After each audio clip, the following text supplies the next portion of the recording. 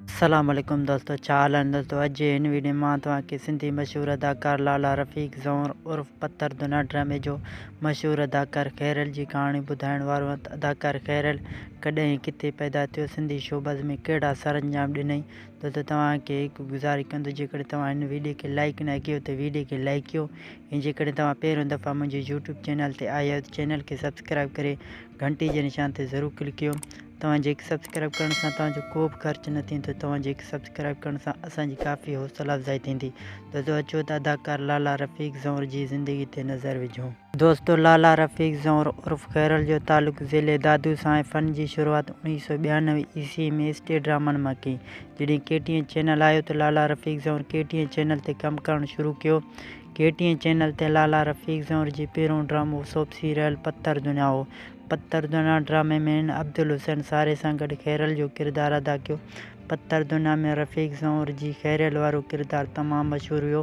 पत्थर दुना ड्रामे जी शानदार कामयाबी बैदि रफ़ीक ज़ोंर KTN चैनल जे ॿिए ड्रामे पंहिंजा परावा में रुस्तम तौरु किरदारु अदा कयो।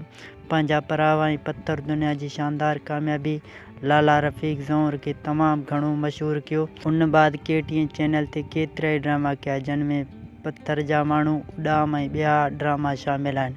रफ़ीक ज़ोंर लाला अब्दुल हुसैन सारी खे पंहिंजो उस्तादु सॾींदो हो, उन करे लाला अब्दुल हुसैन सारी जे वफ़ात बैदि पाण खे लाला सॾाइण लॻो आहे।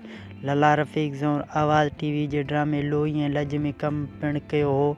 लाला रफ़ीक ज़ोंर केतिरनि फिल्मनि में पिणु कमु करे चुको आहे, जिन मां मशहूरु फिल्म तेज़ाब, बग़ावत, अली जो ग़ुलाम, मौला वारिस ऐं ॿिया टेली फिल्मूं शामिल आहिनि। लाला रफ़ीक ज़ोंर तमामु मशहूरु अदाकार आहे, हिन वक़्तु दादू में रिहाइश पज़ीर आहे।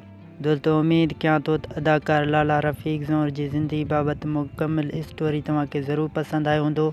स्टोरी पसंदि अचण ते वीडियो खे लाइक कयो, ऐं जेकॾहिं तव्हां हिन वक़्तु असांजे यूट्यूब चैनल सिंध जी मालूमात खे सब्सक्राइब न कयो त चैनल खे सब्सक्राइब करे बेल आइकन खे ज़रूरु क्लिक कंदा। हिन वीडियो बाबति कमेंट ज़रिए पंहिंजी क़ीमती राय खां असांखे ज़रूरु आगाह कंदा। मिलंदासीं की ॿिए नई वीडियो में, हिन वक़्तु ख़ुदा हाफ़िज़।